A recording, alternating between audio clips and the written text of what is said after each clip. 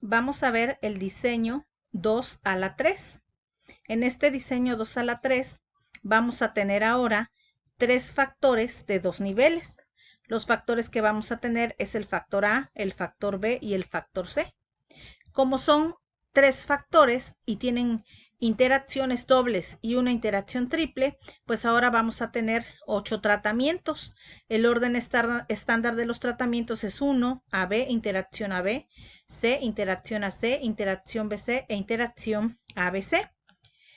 De la misma manera, existe un arreglo ortogonal para que nosotros podamos determinar las fórmulas de las sumas de cuadrados.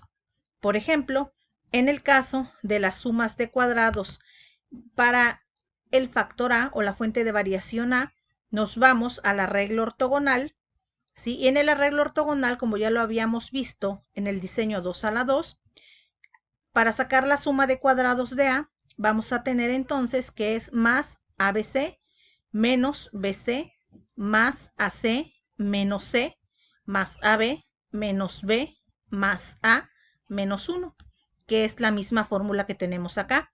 Ahora elevada al cuadrado entre 8n. ¿Por qué 8? Porque ya tenemos 8 tratamientos, porque estamos hablando de 3 factores y n es el número de réplicas.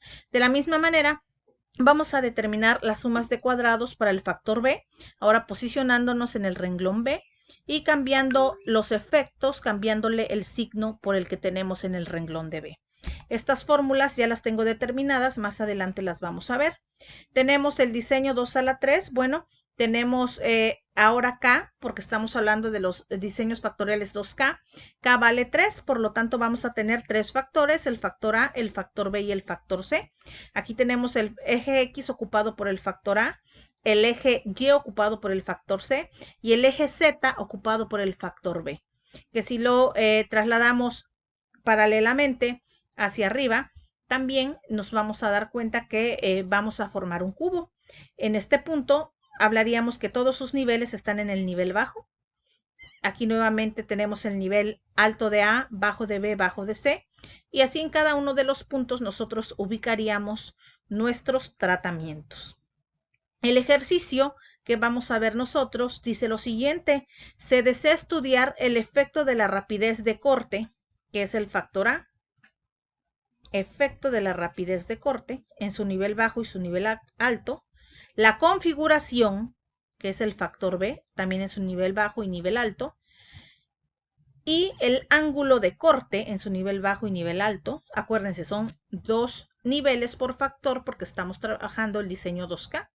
Sobre la duración de una herramienta. Por lo tanto, la variable de respuesta es la duración de la herramienta. Se van a elegir 2 niveles para cada factor y se realizan 3 réplicas para cada condición experimental. Los resultados son estos que tenemos aquí en la tabla. Aquí tendríamos el nivel bajo de A, el nivel bajo de C y el nivel bajo de B. Si nos vamos a este tratamiento, estamos viendo que ya tenemos al nivel bajo de A, nivel alto de B, pero seguimos en nivel bajo de C. En este otro tratamiento tendríamos el nivel alto de A, pero bajo de B y bajo de C. Esto ya lo habíamos entendido o ya había quedado claro cuando vimos el diseño 2 a la 2.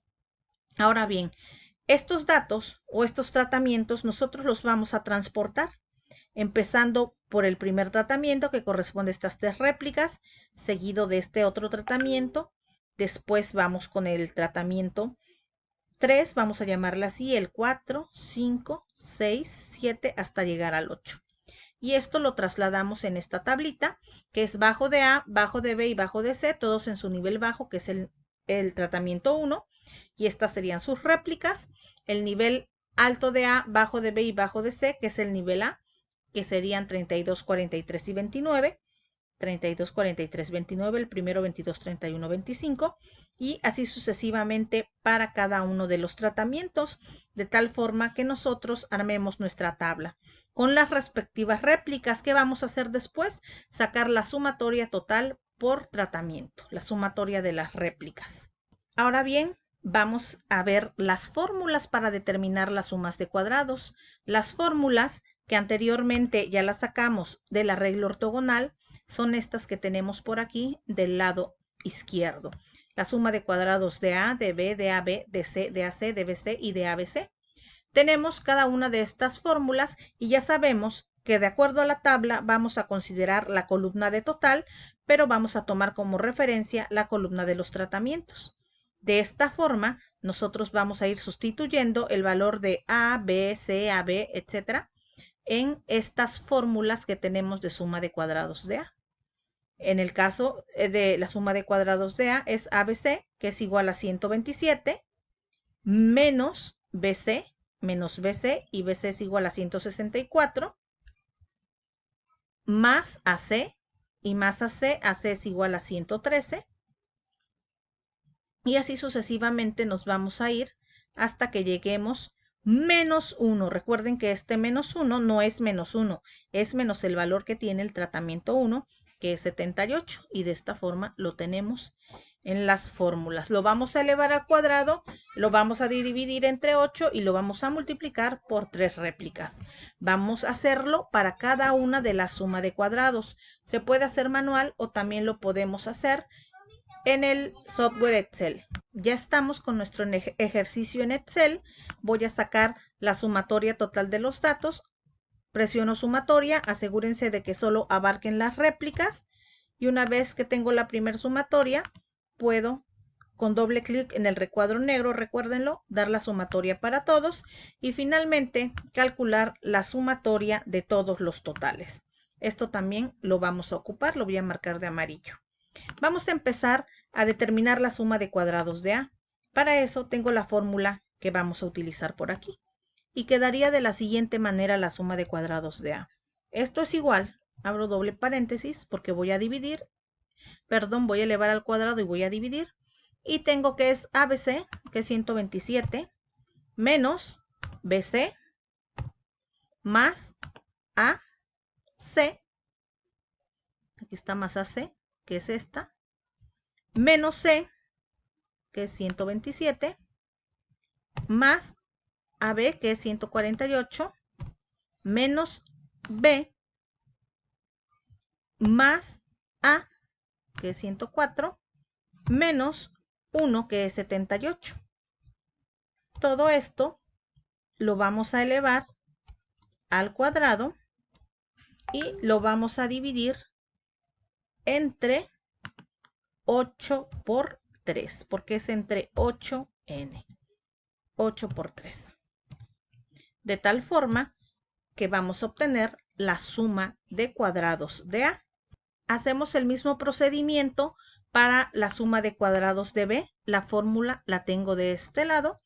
Igual, nuevamente doble paréntesis y dice que es ABC, que vale 127, porque aquí lo tenemos, más BC, que vale 164, menos AC, y AC vale 113, menos C, que vale 127, más AB, que vale 148, más B, que vale 119, menos A, que vale 104, menos 1, que vale 78.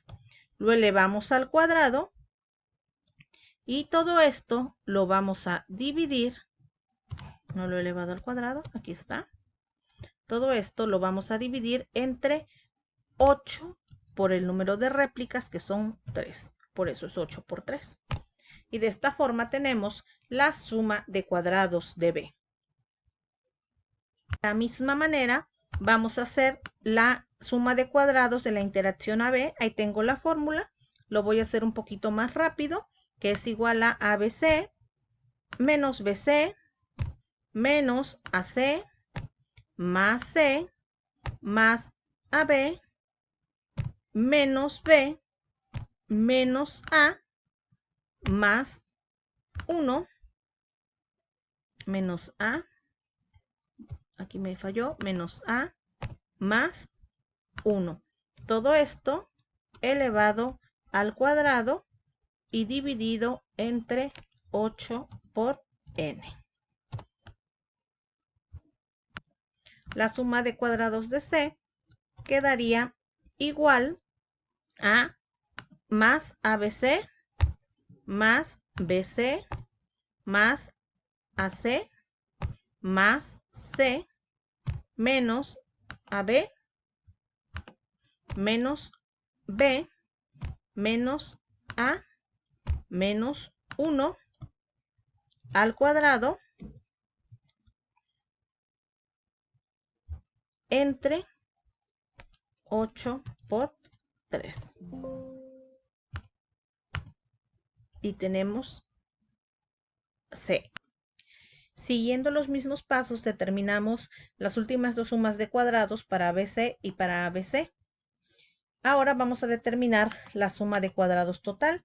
Y la suma de cuadrados total es igual a suma punto cuadrados. Vamos a elevar al cuadrado cada una de las réplicas.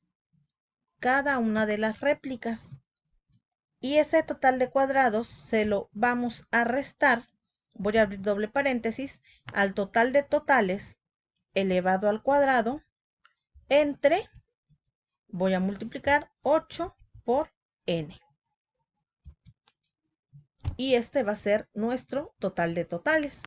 Para sacar entonces la suma de cuadrado del error va a ser igual a la suma de cuadrados total menos la suma de cuadrados de cada uno de los factores y de cada una de las interacciones. De esta manera vamos a obtener la suma de cuadrados del error.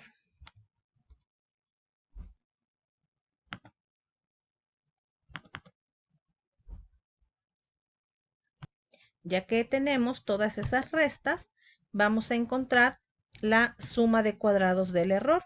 Ahora bien, los grados de libertad van a ser los que nosotros tenemos en nuestra tabla de análisis de varianza. La tabla de análisis de varianza me dice que es un grado de libertad para cada factor e interacción y que para determinar el error va a ser igual a 8 por n, que vale 3 menos 1. Y para sacar el total va a ser igual a 8 por 3, que es 8n menos 1. De esta forma tenemos los grados de libertad. Para determinar los cuadrados medios, vamos a recordar que va a ser igual al cuadrado medio del factor entre el cuadrado medio, entre sus grados de libertad. De esta forma, hacemos lo mismo para todos hasta el error.